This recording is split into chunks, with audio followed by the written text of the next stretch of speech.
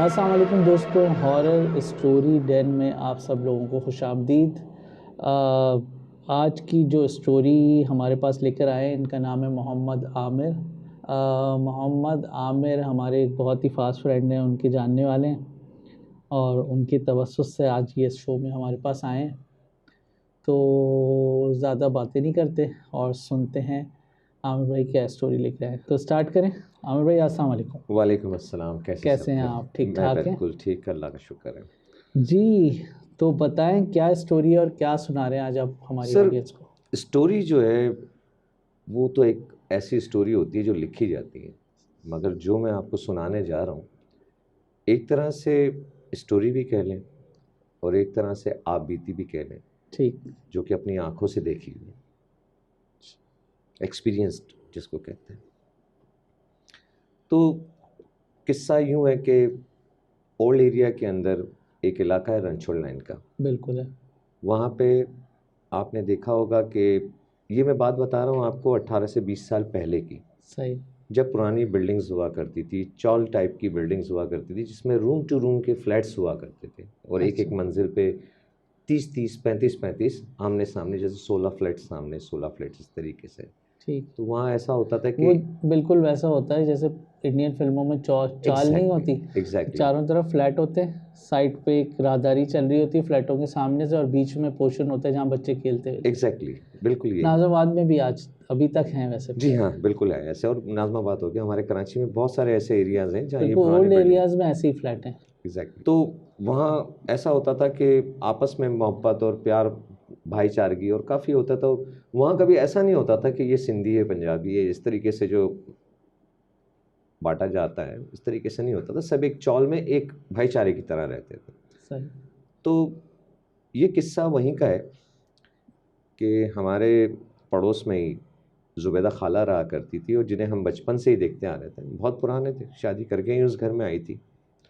और एहसन साहब जो थे, उनके खाविंद एहसन खालू, वो भी माशाल्लाह बहुत ही अच्छे, बच्चों से बहुत प्यार करने वाले और बहुत अच्छे। वालिद साहब के भी माशाल्लाह अच्छी दुआ सलामत दोस्ती थी उनकी, क्योंकि एक ही चौल में रहते थे। सही। ये किस्सा उनके घर का है, अच्छा। जो कि मैं आपको बयान कर रहा हूँ कि एक वक्त ऐसा होता था कि हम रात को सुकून की नींद सोते थे, लाइट जाती थी तो सब आपस में, यानी कि जो एक मोहल्लेदारी होती थी। तो एक मर्तबा मैं सो रहा था तो अचानक से हमारे मोहल्ले में शोर शराबे की आवाज़ आ रही, जैसे कि कोई किसी को पीट रहा हो या मार रहा हो, और बच्चों की शोर की आवाज़, खातून की शोर की आवाज़। तो मैं एकदम हड़बड़ा के खड़ा हो गया। तो वालदा जो है वो उस वक्त दरवाजे पे ही थी। सही। तो मैंने वालदा से मैंने पूछा कि अम्मी खैरियत, क्या हो रहा है, किसके घर कोई झगड़ा हो रहा है, कुछ हो रहा है? बोला पता नहीं, ज़ुबैदा खाला के घर से आवाज़ आ रही है और ऐसा लग रहा है कि उनके घर पे कोई मार कुटाई या कोई तशद्दुद हो रहा है या किसी को, बच्चों को मारा जा रहा है। बोला यार छोड़, क्यों नींद ख़राब कर रही हो? उनके घर पे तो आए दिन कुछ ना कुछ होता है, खालू गुस्से में आ जाते हैं या कोई मसला होता है, बच्चों की लड़ाई हो जाती है, आप सो जाओ। बोला नहीं, कुछ और मसला है। ये जो चीखने की आवाज़ आ रही है, ये पहले ऐसी कभी चीखने की आवाज़ नहीं आती थी।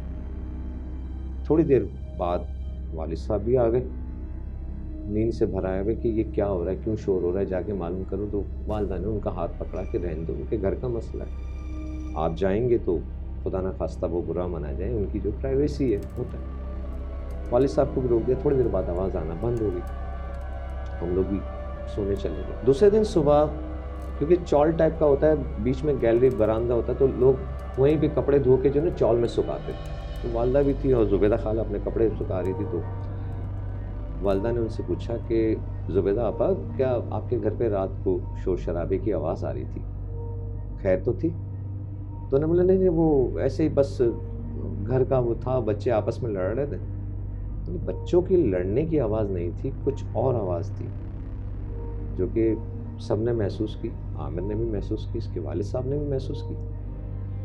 तो ज़ुबैदा खाला जो है वो वालदा की बात सुन के जवाब दिए बगैर ही घर में चली गई। वालदा को थोड़ी सी तशवीश हुई, लेकिन हैरत भी हुई कि इस तरह तो वो कभी नहीं गई, हमेशा फ्रेंडली बात करती थी, कोई डिस्कशन होती थी करती। दूसरे दिन रात का वाक़या दोबारा 1 बजे के बाद शोर शराबे की आवाज़ आई। फिर वालिद साहब नींद से भर आए और वालिद साहब उस वक्त गुस्से में थे क्योंकि वालिद साहब आए हुए थे थके आ रहे अपने काम से, और वो जब सोते हैं ना तो उनको यानी कि शोर शराबे से उठने का मकसद है कि घर में क़यामत का बर्पा होना। तो वालिद साहब शोर से उठ के आए तो वालिद साहब भी गुस्से में लाल पीले, वालिदा भी बाहर खड़ी हुई कि क्या हो रहा है, सही। किस तरह की आवाज़ें आ रही हैं। और उस वक्त मैं जाग रहा था, मैं नहीं सो रहा था, मैं अपनी पढ़ाई में मशगूल था। तो वालिद साहब दोबारा बोले, यार ये एहसान भाई के घर में कल भी ये हो रहा था, जाके पूछो उनसे क्या मसला है, पड़ोसी है क्या होगा। तो वालिदा ने फिर रोका कि रहने दो, उनके घर का मसला है, आप क्यों जाओगे, खामखा में किसी की प्राइवेसी डिस्टर्ब हो। वो ना बताना चाह रहा है। आज मेरी जुबैदा आपा से बात हुई थी, उन्होंने नहीं बताया, मैंने भी पूछना छोड़ दिया। थोड़ी देर के बाद हमारा दरवाज़ा खटखटाने की आवाज़ आ रही। वालिद साहब गए दरवाजे तो एहसान खालू खड़े हुए थे। बोले मेरी बेटी के साथ कुछ मसला हो रहा है, पता नहीं क्या हो रहा है। मेरी बेटी जो है वो कमरे की जो चीज़ें, कप ग्लास बॉटल जो हाथ में आ रहा है वो दीवार पे मारते जा रही है, यहाँ तक कि कोई भी उसे पकड़ने की कोशिश कर रहा है तो वो उसको भी जो है धक्का दे रही है। ऐसा लग रहा है कि उस बच्ची के अंदर कुछ 4 हाथियों की ताकत आई। समझ रहे हैं कि एक बच्ची, उसके अंदर 4 हाथों की ताकत है जो एक मैच्योर मर्द भी नहीं पकड़ सकता। ये आप इस वक्त मैं आपको ये वाकया बयान कर रहा हूँ तो मेरे अंदर कुछ वो वाकया बयान करते वक्त झुरझुरी सी आ रही है कि एक छोटी बच्ची के अंदर इतनी ताकत 4 हाथियों की तरह कि वो एक मैच्योर मर्द को जो है वो पकड़ने नहीं दे रही, उसको धक्का दे रही है, जो कि उसका फादर है, उनके बाप है। वालिद साहब ने ये सुना तो वालिद साहब उनके साथ चले देखते हैं, उनके साथ उनके घर पे गए। उन्होंने देखा तो वो बच्ची जो है बाल खुले हुए, वो जो समा पीछे पीछे मैं भी उनके कि क्या, क्योंकि जब ये बात हुई थी तो मेरे कानों में भी है क्योंकि मैं पढ़ रहा था। मैं वालिद साहब के साथ भी भागा क्योंकि चॉल सिस्टम होता है तो एक घर से दूसरे घर में जाने में कितनी देर होती है, 5 से 6 फीट का फासला। तो मैं भी इनके पीछे गया। जो मैंने जो मंजर देखा कि उस बच्ची के जो बाल हैं, जैसे ये बाल आगे की तरह, जो एक तरह सुनी सुनाई कहानियां जो होती थी पुरानी कि हमारी अम्मी डराती थी कि यहाँ नहीं जाओ तो ये दरख्त के नीचे। क्या उम्र थी उसकी? उस बच्ची की जो उम्र थी उस वक्त वो 19-20 साल के लगभग होगी। अच्छा, और आपकी? मेरी तकरीबन 24-25 साल की। अच्छा, क्योंकि मैं उस वक्त यूनिवर्सिटी के एग्ज़ाम में मसरूफ़ था। सही। और आपको पता है यूनिवर्सिटी के एग्ज़ाम में काफ़ी पढ़ना पड़ता है। तो ये सुन के मैं भी भागा पीछे कि क्या माजरा है वहाँ पे, क्या देखूं तो सही कि क्या है। तो जब मैंने जाके देखा तो मेरे भी रोंगटे खड़े हुए कि उस लड़की की जो हालत थी, वो बाल एकदम अड़े हुए आगे, और किस तरीके से कि जाते वक्त भी खौफ आ रहा था। सही। कि दूर से देख के जब उसका जो गेटअप था वो देख के इतना डर लग रहा है तो करीब जाते वक्त भी खौफ आ रहा था। और जो उसके पास यानी कि टूटी हुई चीज़ें भी थी, और वो कांच के पीसेस, जो मिट्टी के बर्तन के जो पीसेस थे उस ज़माने में जो होते थे हमारे घर पे, चीनी के प्याले वगैरह जिसमें चाय पी जाती थी, वो तक प्लेट्स वगैरह भी तोड़ी हुई पड़ी थी, वो तक वो पकड़ के वो किस तरीके से फेंक रही थी कि वो आम इंसान के बस की बात नहीं है। आप समझ रहे हैं, आम इंसान के बस की बात नहीं है वो इस तरीके से पकड़ना। सही। तो हमारी उस वक्त वो कंडीशन थी कि देख के फौरी तौर पे वालिद साहब ने कहा कि इसे पकड़ो। बोला पकड़ने की इसमें कोई ताकत हमारे में नहीं है कि उसको पकड़े, हमने पकड़ना चाहा था मगर हमें वो ढकेल रही थी और मैं भी नहीं समझ, इसलिए मैं भाग के आपके दरवाजे पे आया मदद मांगने के लिए। वालिद साहब ने कहा ठीक है, आप एक काम करें, अब मेरे साथ चलें, हम चलते हैं। वालिद साहब घर में आए, फटाफट चप्पल पहने, वालिदा को कहा कि हम आ रहे हैं थोड़ी देर में, आप लोग जो है कोई नहीं जाना उस घर में। सही। और मुझसे भी कहा कि तुम, हालांकि मुझसे कह तो दिया, लेकिन उस ज़माने के आपको पता है कि नौजवानी का जो एक होता है, एक शरारतीपन होता है और एक तजस्सुस होता है। अब हम तो रुकने वाले थे नहीं, तो मेरी बाकायदा जो रुझान था मेरा वो उसी की तरफ था कि ये माजरा क्या है, देखें तो सही। अब वो फेंकना, चीज़ उठा के मारना, तो एक तरह से मुझे भी खौफ तो आ रहा था लेकिन देखने की जस्तुजू थी। वालिद साहब जो थे एहसान खालू को लेके, वहाँ एक इलाका है सोमरो गली, रंचो लैन पे, उस गली के अंदर एक छोटा सा आस्थाना बना हुआ है जहाँ रूहानी इलाज के लिए पीर साहब बैठते हैं, गद्दी नशीन है। वालिद साहब उनको लेके गए, उस वक्त तकरीबन 2:15-2:30 का टाइम हो रहा होगा। वालिद साहब उनके पास गए, उनका दरवाज़ा खटखटाने के बाद उनको ये माजरा बयान किया। उन्होंने कहा ठीक है, मैं कपड़े चेंज करके आपके साथ चलता हूँ। पीर साहब अपना जो भी पानी वगैरह, जो भी किताब वगैरह, जो कुरान शरीफ वगैरह लेके वो हमारी चौल में तशरीफ़ ले आए वहाँ पे। और आते के साथ ही उन्होंने ये कह दिया कि दूसरे बच्चे जो भी हैं उनको बाहर कर दो, लेडीज़ को आप बाहर निकालें। एहसान खालू को अपने साथ उन्होंने अंदर लिया, वालिद साहब थे, वालिद साहब को लिया, मुझे भी रोक दिया बाहर, मगर मुझे इस तरीके से रोका कि किसी को अंदर मत आने देना, जो कि मेरे लिए खुशहाल बात थी, जो मुझे तजस्सुस उस वक्त था कि ये क्या होता है। फिल्मों में और ड्रामों में तो अक्सर देखा था, मगर उस वक्त रियलिटी के अंदर मेरे सामने वो सीन चल रहा था जो हम फिल्मों में देखा करते। उस वक्त मैंने ये देखा कि वो पीर साहब जो हैं वो जाके कुछ आयत वो विर्द कर रहे थे, और विर्द करते हुए उस घर में दाखिल हुए थे।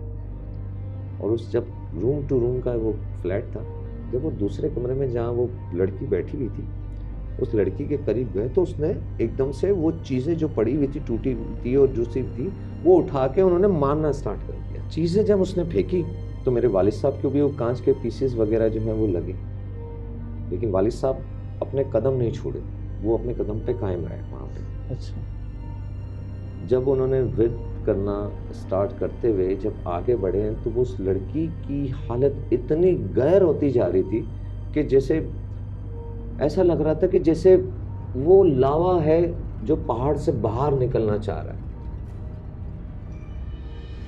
समझ, बिल्कुल एकदम उस लड़की की हालत गैर के पूरा उसका चेहरा देखने, कोई हिम्मत वाले का काम होगा जिसकी आंखें उस चेहरे को देख रही होगी, जिसका दिल मजबूत नहीं है वो नहीं देख सकता। एकदम लाल सुर्ख आंखें, एकदम लाल सुर्ख। थोड़ी देर के बाद उन्होंने जो पानी था वो पानी के ऊपर दम करके पानी का छिड़काव किया। वो छिड़काव करने के बाद एकदम जिस तरीके से एक जोश आता है ना कि एकदम से लावा पहाड़ से फट पड़ा हो, इस तरीके से वो लड़की के एकदम सर को ऊपर होना और अपने हाथ को एकदम से ऊपर करना, और उसकी जो जुल्फे जो ठहरी हुई थी वो जुल्फों को ऊपर होना, तो उसका चेहरा ऐसा था कि वो लड़की नहीं थी, उस लड़की के चेहरे में कोई और चीज शामिल थी, जो कि ड्यूअल पर्सनैलिटी होती है। उसे देख के मुझे भी खौफ आ रहा था। उस वक्त मैं आपसे बात कर रहा हूँ तो मेरी भी रोंगटे खड़े हुए। खैर, पानी का जो दम किया गया, पानी के दम करने के बाद उस लड़की को थोड़ा सा असरात कम होने लगे। विर्द करते करते वो फूंक भी मार रहे थे, उनको दम कर रहे थे, पानी का छिड़काव भी कर रहे थे। थोड़ी देर के बाद उस लड़की के अंदर जो वलवला और जो जोश था वो एकदम डाउन होके, जिस तरह एक बिल्डिंग गिरती है ना फौरी तौर पे, इस तरीके से वो लड़की जो है बेहोश होके गिर गई, नीचे गिरी। तो फौरी तौर पे उनसे कहा गया कि इस बच्ची को अब आप उठाएं। एहसान साहब को कहा गया, एहसान खालू जो थे उसके वालिद, और कहा कि इससे मेरे आस्थाने पे लेके चले। अच्छा। तो एहसान साहब ने कहा कि रात के 2:45 बजे 3 बजे पीर साहब कुछ ऐसा करें, क्योंकि रात के वक्त अगर हम इस तरह लेके जाएंगे तो मोहल्ले वाले, इर्द गिर्द वाले जो हैं, वो होता है मेरी बेटी का मसला, और आपको पता है लड़की का बाप होना भी सबसे बड़ी एक बात होती है। पीर साहब ने इस चीज़ को अंडरस्टैंड किया। बोले ठीक है, मैं आपको पानी दम करके दे रहा हूँ और एक धागा दे रहा हूँ, ये धागा इसके गले में आप पहनाएं। फिलहाल इंशाल्लाह ताला सुकून की नींद सोएगी। कल आपने मगरिब से पहले इसे असर और मगरिब के दरमियान में मेरे आस्थाने पे लेके आना। एहसान साहब ने कहा ठीक है। उन्होंने विर्द करने के बाद उसे दम किया, एक काली डोरी उस पर दम करने के बाद एहसान साहब को दिया। एहसान खालू ने वो अपने हाथ से उस बच्ची के, उनकी बेटी के गले में पहना दिया और पानी दिया कि वक्फे वक्फे से जब भी उसे प्यास लगे तो आप सिर्फ ये पानी पिलाएंगे, और अगर पानी ख़त्म होने लगे तो अपने घर का पानी इसमें मिक्स करेंगे और कोई पानी इस बोतल के अलावा नहीं पिलाएंगे। ठीक है। इसके बाद पीर साहब चले गए। जब वो जा रहे थे तो सारी बात है कि चीखने चिल्लाने की आवाज़ जब हमारे घर आ सकती, जो दीवार मिली हुई है, तो थोड़ी बहुत आवाज़ तो किसी और के घरों में भी जाती होगी। तो हमारे घर पे जब इतनी आवाज़ आ रही थी तो दूसरे घर पे जब वो बाहर निकले तो देखा तो काफ़ी लोग इकट्ठे हुए थे, चौल के अपने अपने घरों से बाहर झांक रहे थे, कुछ क्या है क्या नहीं, बड़े यानी हैरत कुन नज़रों से देख रहे तो पूछ रहे थे क्या हुआ। औरतों का आपको पता नहीं, एक पंचायत की आदत होती है, और वो चॉल सिस्टम में तो ऐसा होता है कि साथ बैठ के सबको पता चल जाता है। खैर पीर साहब जो है खामोशी के साथ, एहसान साहब और पीर साहब और मेरे वालिद साहब जो उनके साथ साथ थे, वो उनको लेके गए। वालिद साहब ने सीढ़ियों से एहसान साहब को वापस भेज दिया, एहसान खालू को, कि आप जाएं, मैं ज़रा इनके साथ होके आता हूँ। तो एहसान साहब ऊपर चढ़ रहे थे, तो काफ़ी लोगों ने पूछा कि क्या हुआ, खैरियत है खैरियत है। तो एहसान साहब ने दरगुजर किया कि बोला हाँ, वो तबीयत ख़राब हो गई थी, तो हकीम साहब आए थे जो जिनसे हम कर रहे हैं इलाज, तो वो चेक करने आए थे। तो अच्छा अच्छा, बोले चीखने, बोला हाँ जाहिर बात है कि एहसान साहब ने जो है बातों को गोल गोल करके घुमा दिया कि जाहिर बात है आपके पेट में दर्द होगा, हाथों में दर्द होगा या कुछ होगा, सर चकरा रहा होगा तो आप चिल्लाओगे, सही, ताकि इज्जत की इज्जत महफूज रह सके बच्ची का। सही। दूसरे दिन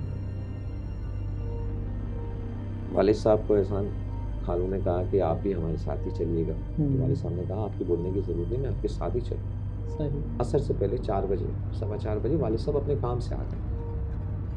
एहसान खालू तो गए नहीं थे, क्योंकि रात भर वो जागे गए, और जिस तरीके की उनकी बेटी की कंडीशन थी, कोई बाप सुकून से नहीं सो सकता था, नहीं कहीं जा सकता था। वालिद साहब के साथ वो अपनी बेटी को लेके सुमरो गली में उनकी आस्थाने की जगह पे गए, और उस वक्त मुझे भी साथ वालिद साहब ने ले लिया, क्योंकि मैंने कहा था कि मैं भी चलूँगा।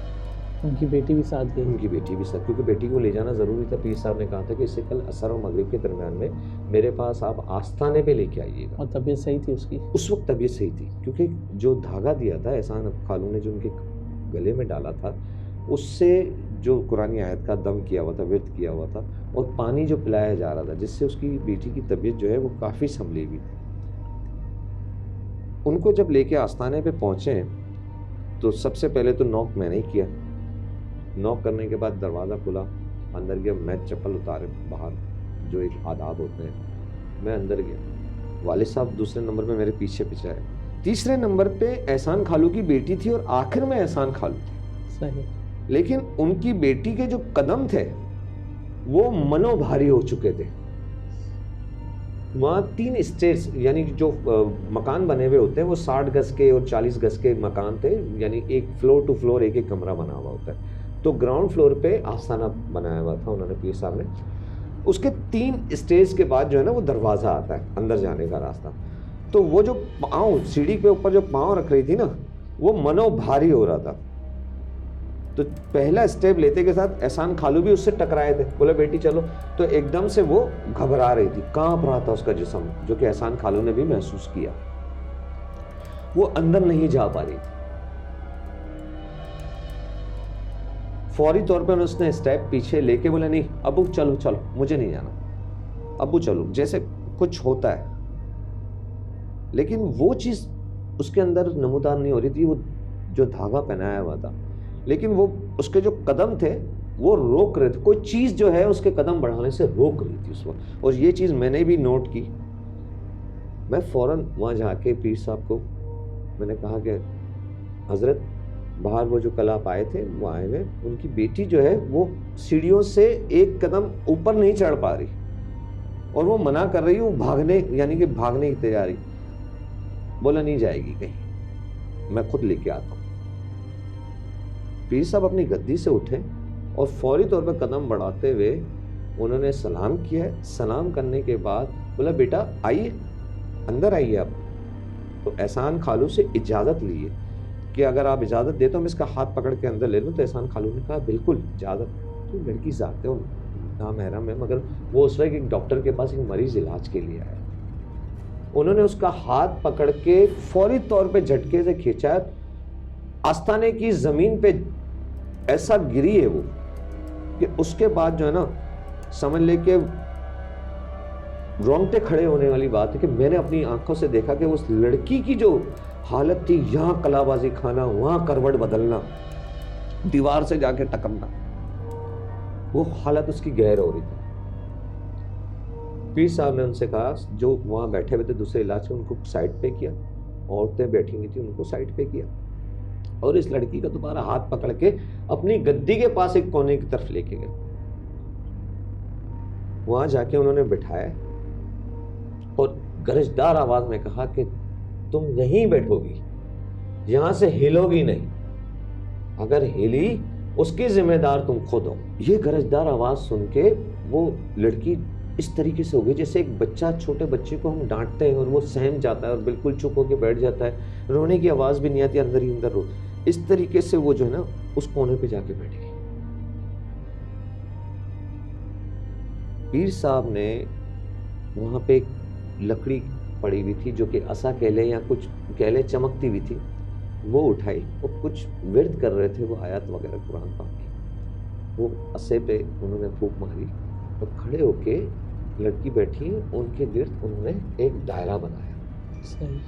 और वो दायरा बना के अपनी गद्दी पे बैठ गए और सिर्फ जैसे मिसाल के तौर पे यहाँ लड़की बैठी या दूसरे मरीज बैठे, उन्होंने दायरा बनाया और वो अपनी गद्दी पे आके बैठे और जी आपका मन, यानी दूसरे मरीजों को फारिग करें और नज़रें उनकी वहाँ पे भी जा रही थी, लेकिन लड़की सहम के बस यूं ही बैठी हुई थी और वो यूं यूं यूं यूं जिस तरीके से आंखें उनकी घूमती है, वो आंखें घूम रही थी इसकी, पूरी गर्दन को यूं घुमाना इस तरीके से, जो एक मैंने आपसे बयान किया ना फिल्मों में जो देखी जाती थी, वो हकीकत में मेरे सामने होता था। सही। पीर साहब ने जो इलाज के लिए आए थे उनको फारिग किया, उनको फ्री करने के बाद फिर एहसान साहब को, जो एहसान खालू थे, उनको यहाँ आके बिठाया, बोला आपकी बच्ची पे असरात हैं और बहुत ही सफली किस्म के असरात हैं जो कि आपके घर को आबाद होने के लिए नहीं है, इस बच्ची की ज़िंदगी को आबाद के लिए नहीं है, इस बच्ची की ज़िंदगी का खात्मा करने के लिए। अच्छा, यानी किसी ने कुछ कराया हुआ? जी, किसी ने कुछ कराया। सही। पीर साहब ने कहा कि मैं जब कल रात को आपके घर आया था उस वक्त मैं भांप चुका था कि आपकी बच्ची के साथ क्या मामलात हैं और इसके साथ बहुत ही सफली, बहुत ही ख़तरनाक किस्म का अमल किया गया कि इस बच्ची को समझ लें कि इस दुनिया से ख़त्म कर देना, या किसी किस्म का कोई हसद है, किसी का कोई आपकी कोई आपसी कोई इख्तलाफात हैं, कोई है। एहसान खालू ने जब ये बात सुनी तो मेरी तो कोई किसी से कोई दुश्मनी नहीं, मैं तो मोहब्बत करने वाला इंसान, प्यार करने वाला इंसान हूँ और मेरे मोहल्ले के अंदर, मेरी चौल के अंदर और मेरे ख़ानदान में कभी भी मैं किसी से ऊंची आवाज़ में आज तक बात नहीं, अगर मुझसे कोई गलती नहीं होती तो फिर भी मैं बढ़ के माफ़ी मांग लेता था। तो मेरी बेटी के साथ किसकी क्या दुश्मनी हो सकती है, तो बेचारी मासूम अल्लाह मियाँ की गाय है।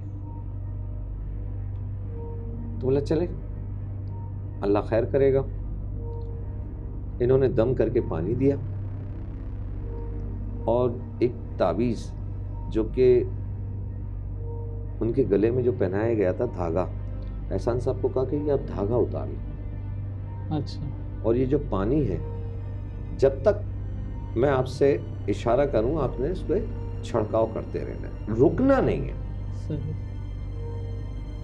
बोले ठीक है। एहसान साहब को पानी देने के बाद वहाँ बैठे, बोला आप ये प्याला रखें, इसके गले से आप धागा निकालें। धागा निकालने के लिए वो खड़े हुए, पीर साहब ने एक सादा कागज़ लिया, एक इंक पॉट जो होती है पुरानी टाइप की एक इंक पॉट थी, वो उन्होंने रखी और एक लकड़ी की कलम, उससे वो डुबो के अपने सामने उसको देखते रहे और अपने सामने कुछ पढ़ते रहे और उस कागज़ पे लिखते रहे, जो पीली स्याही थी, गोल्डन कलर की स्याही से वो लिखते रहे, शायद कोई हर्फ या कोई ऐसी चीज़ नज़र आ रही थी। तो जैसे ही वो लिखते जा रहे थे, वो लड़की जो है वो शोर मचाती जा रही थी, यानी कि बिल्कुल आग बगोला होती जा रही थी और उसकी आवाज़ छोड़ दे, इस तरह की आवाज़। आप यकीन करेंगे वो आवाज़ सुन के तो मैं भी थोड़ा सा जहाँ बैठा हुआ था, मैं 4 फीट और पीछे जाके बैठ गया, क्योंकि उस वक्त मुझे भी डर लगने लगा। जब उसको दम किया गया, वो लिखते लिखते फिर उससे बात की गई कि तू कौन है, सही। बता।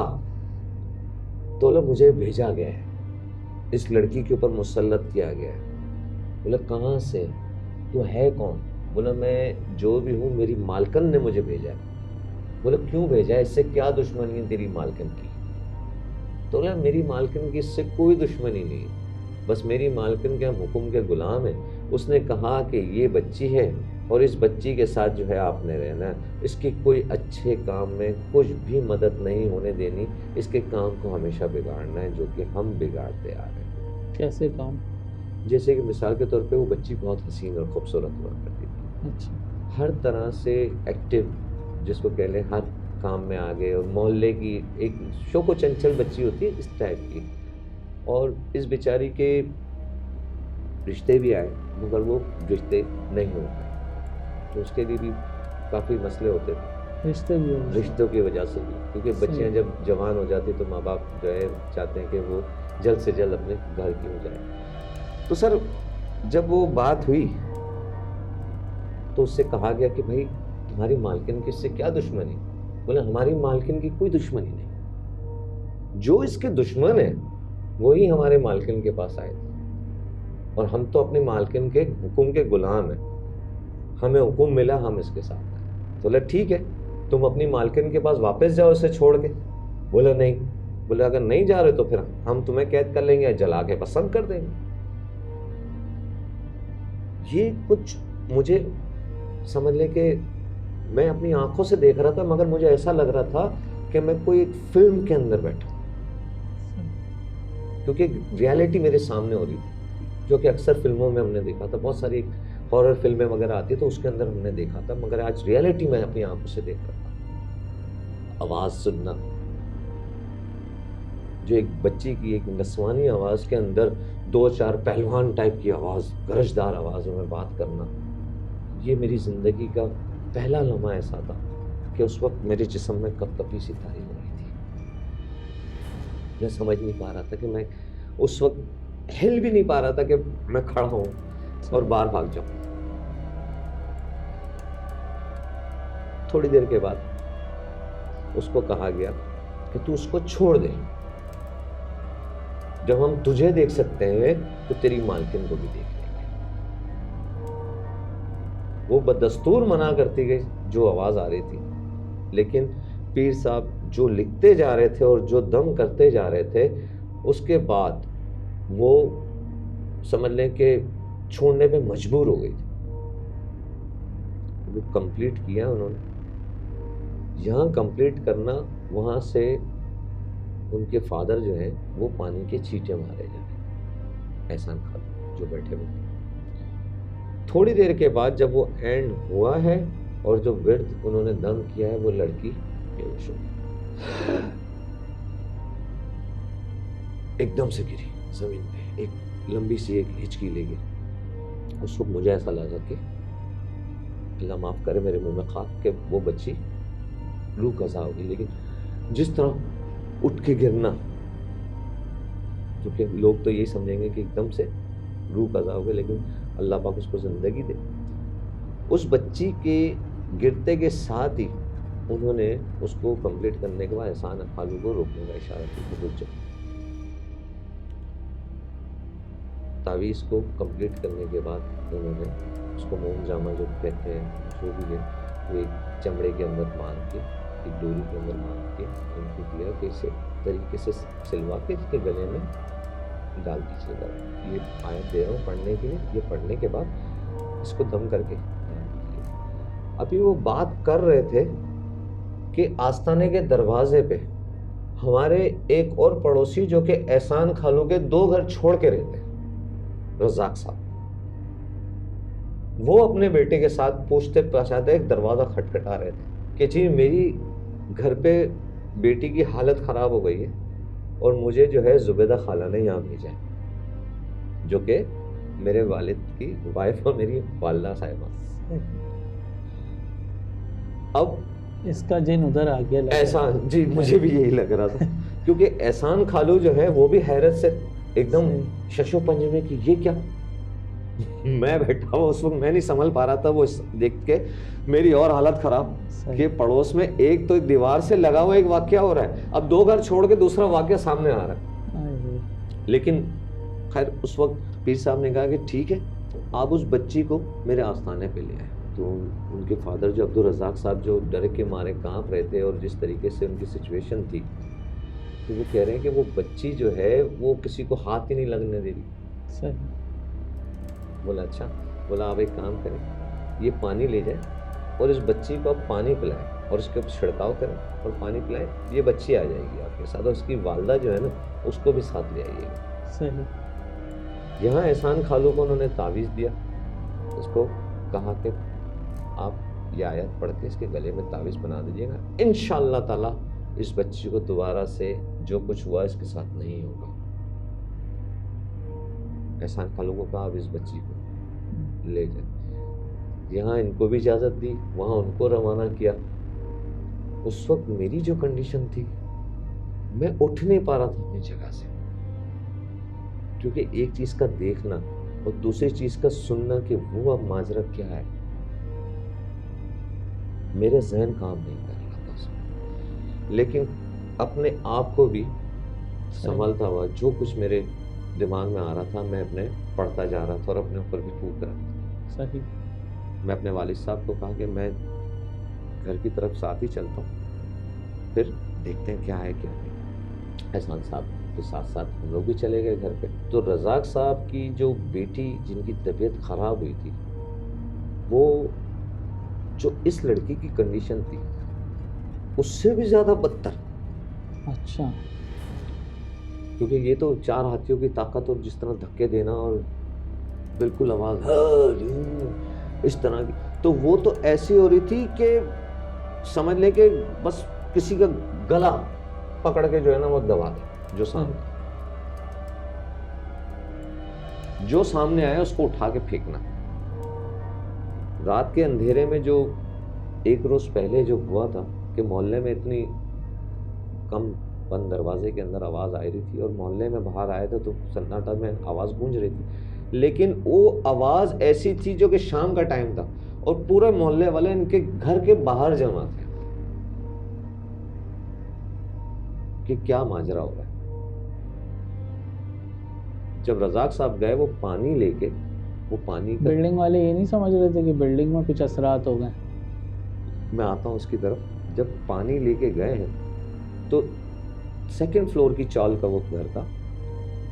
रज़ाक साहब ऊपर चढ़ रहे हैं पहली सीढ़ी पे, तो पहली सीढ़ी पे, अबे भाई कहाँ गए थे, तुम्हारी बेटी क्या है, किस असरात पे आ गई, हमारी बेटियां हैं, यानी वो जो एक होता है ना तीर मारना अल्फाजों के। अब वो एक बेचारा परेशान, उसकी बेटी के साथ क्या मसला हो गया। एक केस एहसान खालू का बराबर में, दूसरा 2 घर छोड़ के ये दूसरा केस आया फौरी तौर पे। अब मोहल्ले वालों को तो तशवीश हो रही है कि दूसरे भी बच्चे हैं, दूसरे की भी बेटियां हैं, जवान भी हैं, बच्चियां भी हैं, मोहल्ला है। थोड़ी देर के बाद रज़ाक साहब ऊपर आए। ऊपर आने के बाद उन्होंने वो पानी लेके उनको छिड़काव करना स्टार्ट किया। तो वो जो लड़की थी, लड़की तो खैर उसके अंदर जो भी था वो वल्लाह आलम पता नहीं था कि क्या चीज़ थी वो, लेकिन मेरे सामने तो वो लड़की थी कि वो लड़की के अंदर जो भी था। उनके वालिद ने उनको पानी के छिड़काव किया, जो पढ़ने के लिए दिया था वो आयत विर्द कर रहे थे। उस लड़की की हालत संभलना थोड़ी स्टार्ट हुई, एक तरह से नम पड़ती गई बिल्कुल। ये देखिए मैं बात कर रहा हूँ तो मेरे हाथ इस तरीके से हो रहे हैं कि मैं आपको बयान नहीं कर सकता। उस लड़की का जो वजूद था वो फिर आहिस्ता आहिस्ता अपने नॉर्मल हालत पे आता गया। सही। तब तक हम उनके साथ साथ पहुंच चुके थे। एहसान खालू अपनी बेटी को लेकर घर में जा चुके थे, क्योंकि पीर साहब ने सख्ती के साथ कहा था कि इसे फौरी तौर पे घर ले जाएं और घर ले जाके जो खाने के लिए मांगे इसको खाना खिलाएं, क्योंकि इसको भूख लगेगी और बहुत अशद भूख लगेगी। और वही हुआ, उनकी वाइफ ने, जुबैदा खाला ने खाना वगैरह खिलाया, दरवाज़ा बंद कर दिया। फिर ये दूसरा रश बढ़ा हुआ था 2 घर छोड़ के, जहाँ ये वाक़यात हो रहे थे रज़ाक साहब की बेटी के साथ। उसकी वालदा ज़ार कतार रो रही थी, हाय मेरी बेटी क्या हो गया, हाय मेरी बेटी क्या हो गया, हाय मेरी बेटी क्या हो गया। तो चारों तरफ लोग भी जमा थे इनके घर के बाहर, एक रश लगा हुआ था कि क्या हो रहा है।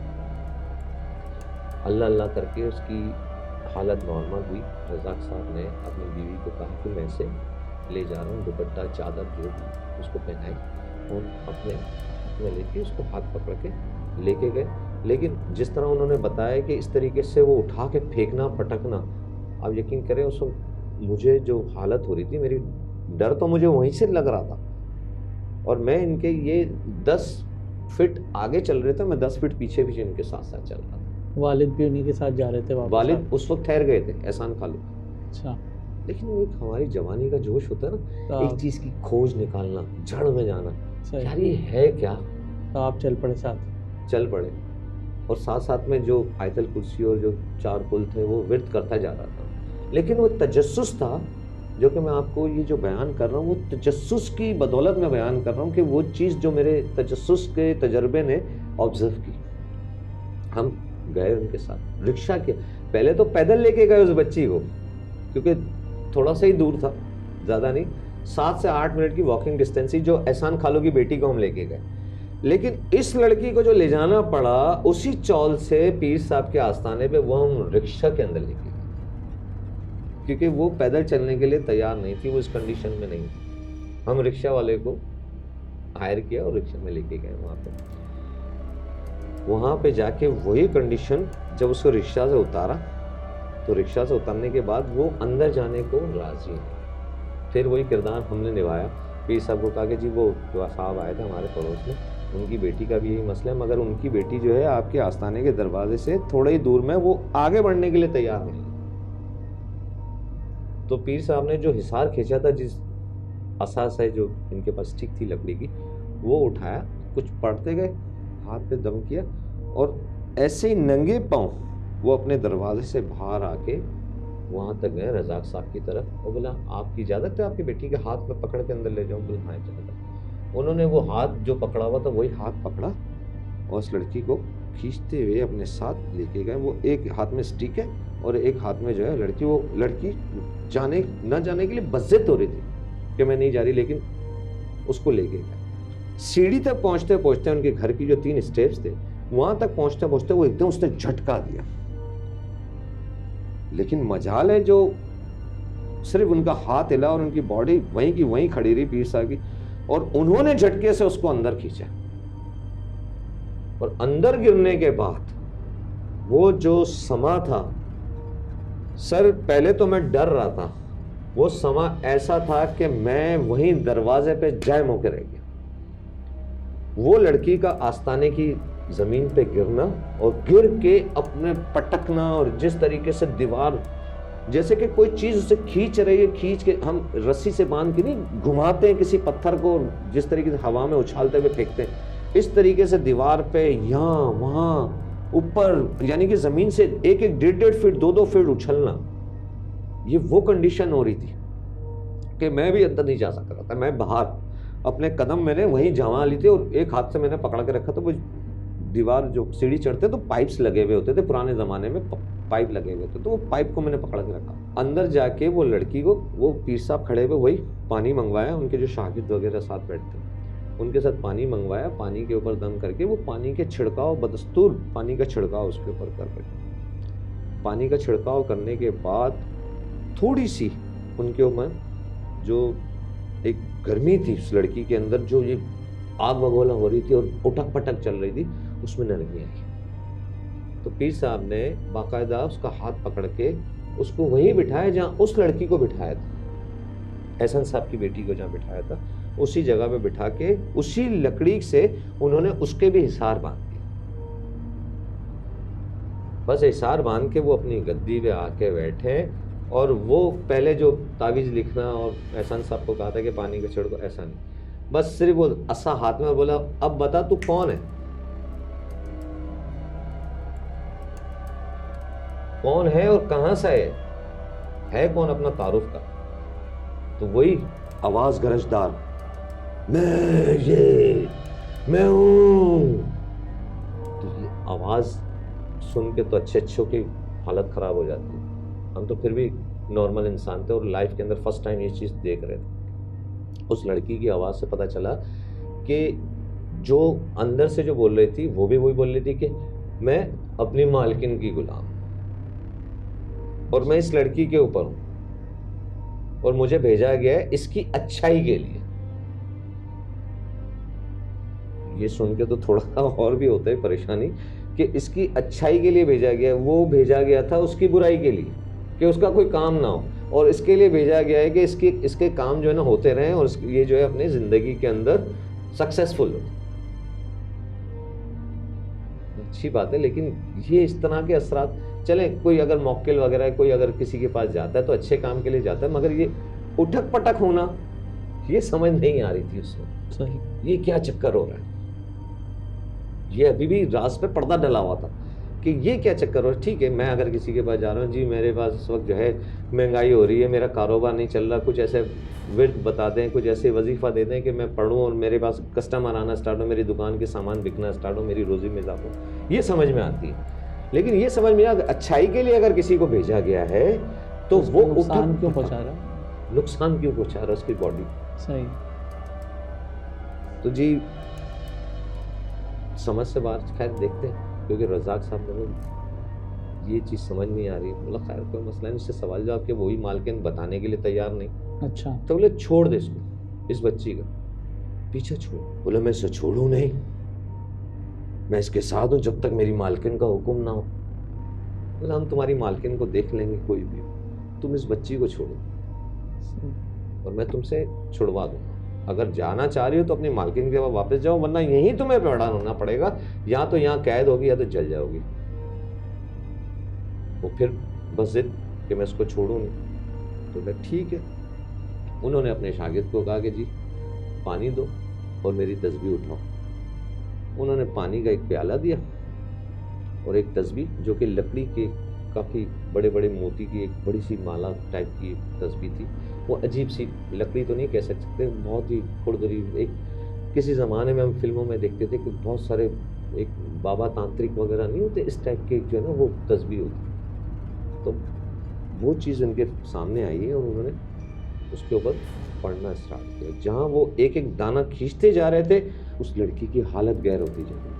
सही। जब तक उस माला का आखिरी दाना उन्होंने खींचा है, वो लड़की उसी स्टाइल में जिस तरह वो एहसन खालू की बेटी आगे गिरी, इसी तरीके से वो आगे गिरी। यहाँ उसका गिरना और उनका कहा कि जी यहाँ से वो जो इसके ऊपर था वो चला गया, अब आप इनको वहाँ बिठाएं ले जाके। उनके रज़ाक साहब ने अपनी बेटी को उठाया और वहाँ बिठा दिया, उसके बाल वगैरह सही किए, चादर वगैरह जो भी थी, क्योंकि उसका हाल बहुत बुरा हो रहा था, क्योंकि जो उठक पटक हो रही थी उस वक्त उसकी चादर भी, चप्पलें भी, आस्थाने में एक चप्पल यहाँ गिरी हुई, एक वहाँ गिरी हुई, जिस तरीके से। साइड पे बिठाने के बाद पानी की छिड़काव किया, उसके बाल वगैरह सही किए, चादर ओढ़ाई।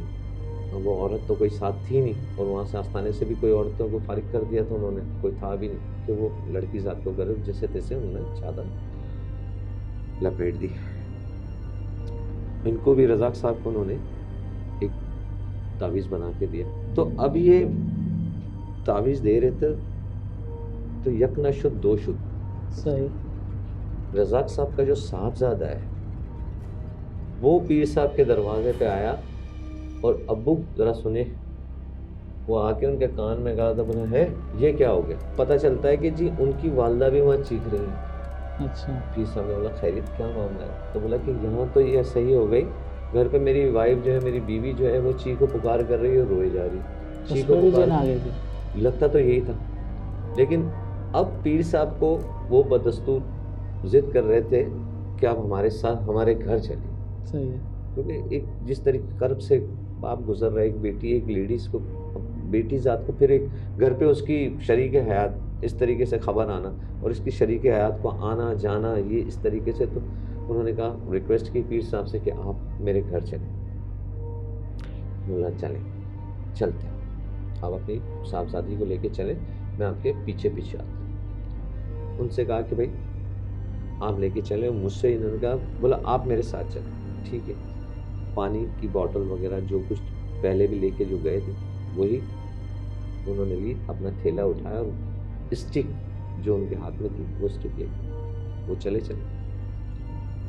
रास्ते में मैं यही सोच रहा था, कल रात को ये हुआ, आज ये हुआ और दोबारा ये चीज़ हुई। अच्छा, मेरा जहन जो है ना उस वक्त पूरा सर्कल में घूम रहा था, क्या पता नहीं और क्या क्या चीज़ देखने को मिलेगी, क्योंकि मेरा घर भी है, हो सकता है मेरे घर में भी कुछ ऐसी चीज़ आई हो। ऐसे चीज़ हो रहा हो, ये पता नहीं, कोई पता नहीं चल रहा था कि आखिर माजरा क्या है। लेकिन जब हम अपनी चौल पे गए हैं और रज़ाक साहब के घर में गए तो उनकी बेगम चीखें मार रही हैं, मगर वो उस टाइप की चीखें नहीं थी जो कि वो दोनों बच्चियां मार रही। उनकी बेगम की जो हालत थी वो ऐसी थी कि उनके आंखें लाल हो रही थी और इनकी आंखों के यहाँ हलकों पे ना सियाह धब्बे आ रहे थे और हाथ ऐसे हो रहे थे कि जैसे वो हाथ उनके अपने चेहरे पे वो मारना स्टार्ट कर दे, यानी अपने आप को सजा देना, अपने आप को एक तरह से समझ ले कि किसी किस्म की सजा दी जा रही है, वो थप्पड़ मारना उसको। समझ नहीं आ रही थी कि ये माजरा क्या है। पीर साहब जब घर में दाखिल होते हैं तो घर में दाखिल होने के बाद वो जो पानी की बोतल जो उनके हाथ में होती है वो थैले में से अपना प्याला निकाल के उसमें डाल के उन्होंने विर्द तो करना स्टार्ट कर ही देते हैं। वो जैसे ही चलते हैं आते हैं वो अपने विर्द पे होते हैं। उन्होंने फूंक मारा, दम किया और वो पानी उठा के छिड़काव करना। तो वो जो आंटी थी रज़ाक साहब की ज़ौजा, उनकी आवाज चेंज, जाओ चले जाओ, जो नए होने दो चले जाओ, इस तरह की आवाज। जिस तरह कोई वो आवाज, दो तीन किस्म की आवाज, दूसरी लड़की के अंदर चार बंदों की गरजदार आवाज और ये इस तरह की आवाज। वो दोबारा आवाज आना स्टार्ट, तो यकीन पक्का हो गया कि इनके साथ भी कोई मसला है। लेकिन पीर साहब ने पानी मारते गए, पानी मारते मारते मारते मारते उनका वो पारा जो हाई होना था वो गिरना स्टार्ट हो गया, यानी कि वो चीज़ नहीं हो रही थी जो बच्चों के साथ उनकी हो रही थी। अच्छा। तो पूछा कि भाई क्या मसला है, ये क्या हो रहा है? रज़ाक साहब परेशान कि मेरी बेटी के और मेरी बीवी के साथ है। बोला ये कुछ भी नहीं है। बोले किसी चीज़ का रिएक्शन है। बोले कहीं ऐसा तो नहीं कि मेरी बेटी से आपने वो छुटकारा हासिल किया और वो यहाँ? बोले हो सकता है, देखते हैं अभी क्या होता है। तो छिड़काव करने के बाद उन्होंने सवाल जवाब स्टार्ट किया कि बहन तबीयत ठीक है आपकी, सर तो भारी नहीं हो रहा, कैसा महसूस कर रही हैं आप? तो उन्होंने गुनूदगी के आलम में एकदम आंखें खोली और रोना स्टार्ट कर दिया और अपने आप को लोग पीटते हैं ना, इस तरीके से पीटना स्टार्ट करते हैं। तो एकदम पीर साहब की मुंह से अल्फाज निकले, क्या दुश्मनी थी उस बच्ची के साथ तुम्हारी, ये क्यों किया? अच्छा। उनसे तो मुलाकात ही नहीं हुई। सही। वो तो जानते भी नहीं है। सही। उनकी खबर मिली उनके आस्थाने पे कि उनकी जोजा जो है वो परेशान और उनकी जोजा चिल्ला रही है। सही। जब उनके घर पे गए तो हम भी हक्का बक्का कि पीर साहब पहले तो कह रहे बहन आपकी तबीयत ठीक है, कैसा लग रहा है? और उन्होंने रिएक्शन अपने ऊपर करना स्टार्ट कर दिया, अपने आप को मारना स्टार्ट कर दिया, जार कतार रोने लगी। एकदम से पीर साहब का कहना कि क्यों किया उस बच्ची के साथ, क्या दुश्मनी थी उस बच्ची के साथ आपकी? अच्छा, यानी पीर साहब ने उल्टा रिएक्शन किया था खुद कि जिसने कुछ कराया उसके ऊपर जाए। वल्लाह आलम, हम तो गुनहगार इंसान हैं, ये तो अल्लाह के वली हैं, उनकी जो तालीम है अल्लाह पाक ने उनके हाथ में क्या ताकत बख्शी तो वही जाने। क्योंकि रिवर्स तो होता है काला जादू, क्योंकि जाहिर बात है कि मकाफात अमल है। अगर मैं किसी के साथ गड्ढा खोदूंगा तो एक ना एक दिन मैंने उस गड्ढे में गिरना है। लेकिन किया क्यों होगा उनकी? यही बात वो सामने लेके आना चाह रहा हूँ, क्योंकि पीर साहब ने जब उनसे कहा तो वो रोने लगी रोने लगी रोने लगी। तो बोला ठीक है रज़ाक साहब पानी पिलाइए। जो पानी पड़ने के लिए दिया, पड़ा हुआ पानी जो दिया था उसे रज़ाक साहब ने वो पानी गिलास के अंदर थोड़ा सा दिया, पानी पिलाने के बाद वो उनकी जोजा थोड़ी सी खामोश होके, जो भी अजीब सा होता है, चोर पकड़ा जाता है, चोरी पकड़ी जाती, नजरें नीचे, सिसकियां चल रही थी। बोले ये सब मेरे गुनाहों की सजा है जो मेरी बेटी को मिली। तो पीर साहब ने कहा कि बहन आखिर क्या वजह है, तुम्हारी भी तो बेटी है। तो रज़ाक साहब से रहा नहीं गया, बोला पीर साहब आप कह क्या रहे हैं? क्या मतलब है कि मेरी बेटी? बोला आपकी बेटी नहीं, सन साहब की जो बेटी के साथ जो हुआ था मसला, वो आपकी बीवी ने करवाया था। अच्छा, सही ये चीज थी। सही। रज़ाक साहब ने बोला ये नामुमकिन है, ऐसा तो हो ही नहीं सकता।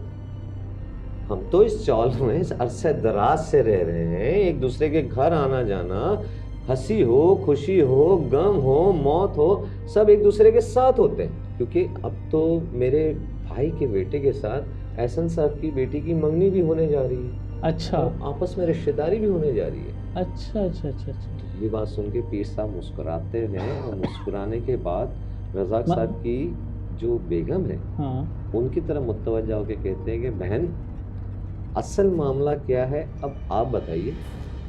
अगर मैंने बताया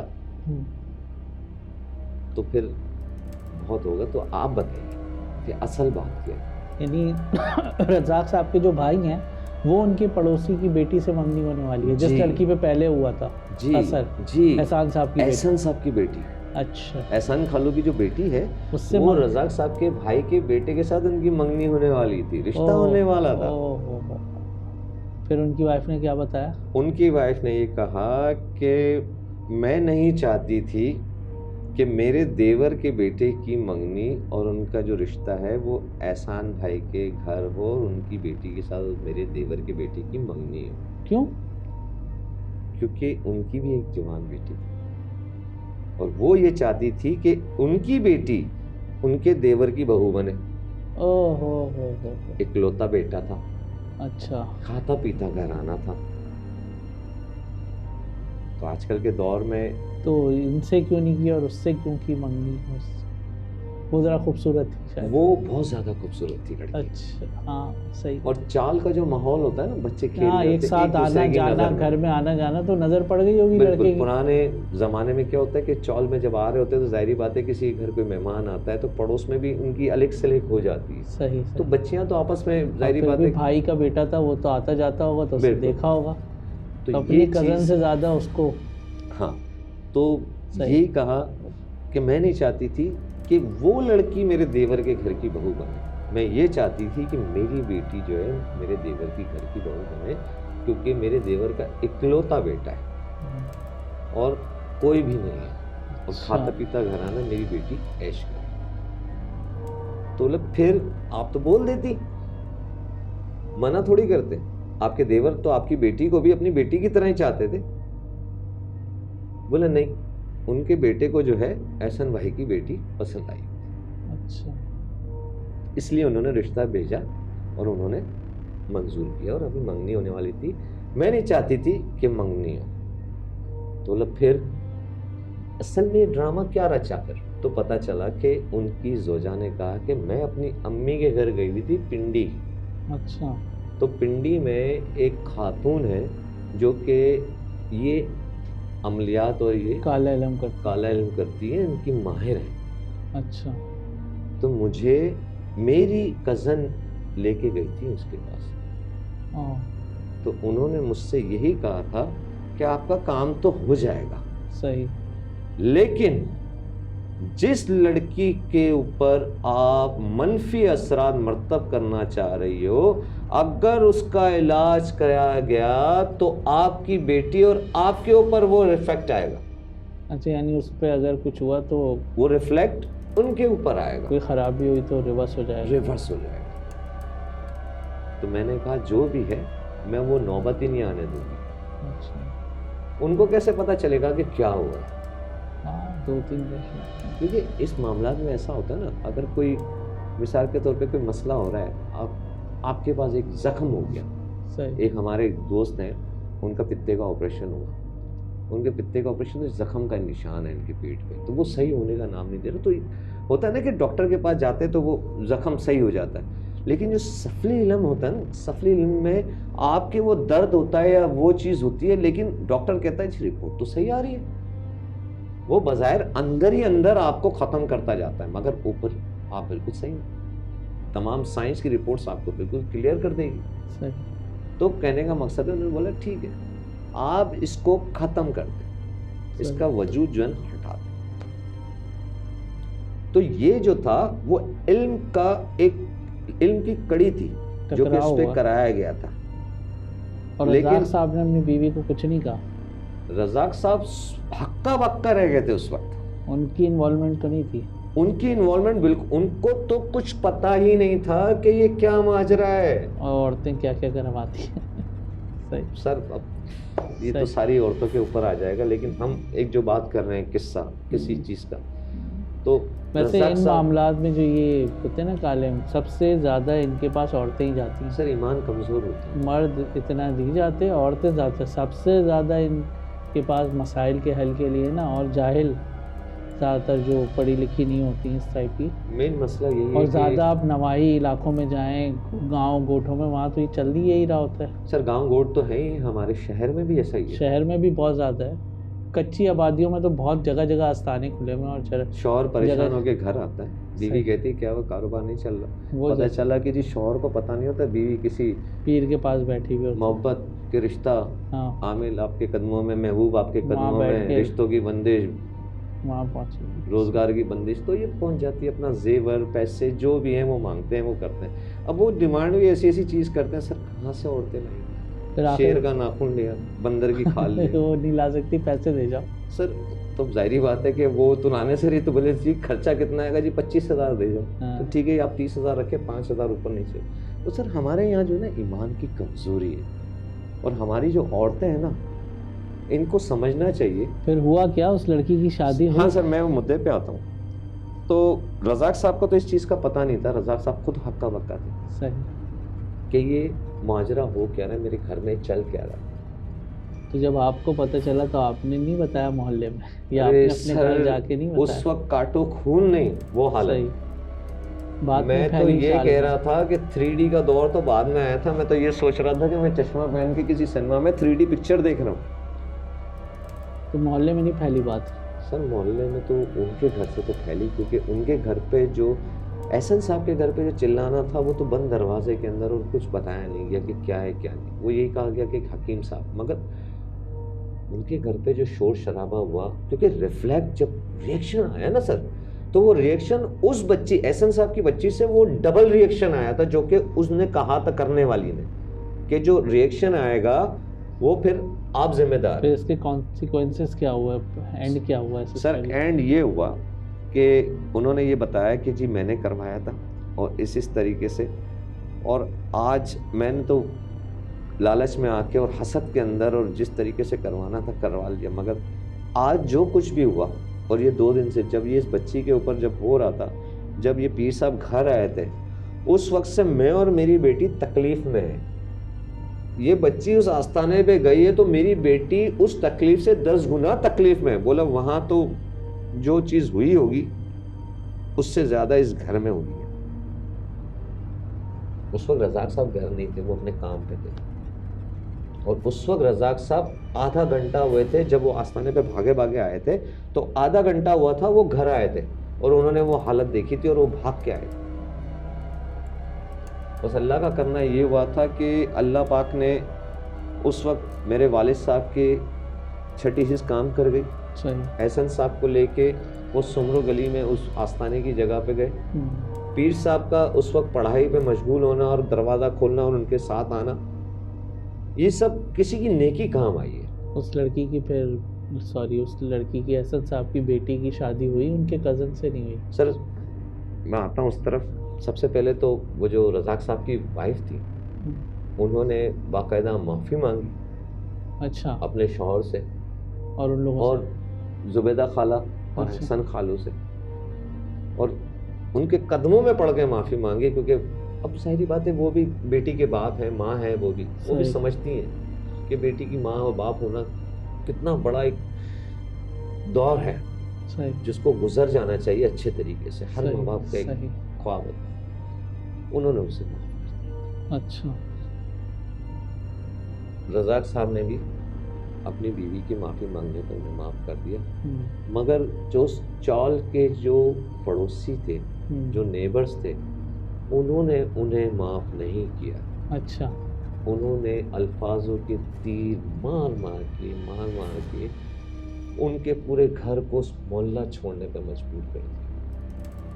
सारी बातों लोगों ने बातचीत भी करना बंद कर दी क्योंकि होगी, सर किस्सा बात ही ऐसा इतनी होगा। बड़ी थी। और कौन आजकल आपको पता है कि एक ज़रा सी बात ये कान में आ जाए ना तो ABC कहे तो Z तक जो है ना वो खुद पूरी जोड़े ABCD पड़ जाती है। खुद आगे जोड़ते हैं तो लोग। इसी तरह उनके साथ हुआ। सही पूरे मोहल्ले वालों ने उनका जीना दोभर कर दिया, वो मोहल्ला छोड़ के चले गए। सही लेकिन अल्लाह का शुक्र है, मालिक परवरदिगार का एहसान है कि उन दोनों बच्चों की जान बची, सही उनकी अकल ठिकाने पे आई। सही। छोटी सी गलती छोटी सी हसद एक गलती, एक हसद खा जाता है। वाकई में खा जाती है। लेकिन वो ये नहीं चाह रहे कि हम अगर किसी के लिए नुकसान कर रहे हैं तो वो मकाफात अमल है, बर्बादी हमारे है, साथ भी बर्बादी। आप बर्बादी है। किसी का घर बर्बाद करेंगे, पलट के आप पे आएगा। और ये जो काला जादू या ब्लैक मैजिक है, इसके तो नुकसानात आते ही हैं। क्योंकि जो जब अमल करवाया गया था वो इसी वजह से करवाया गया था कि इस पे असरात हो, उसको दौरे पड़े और वहाँ बात फैले और वो उनसे रिश्ता सही मुनक़ता कर दे।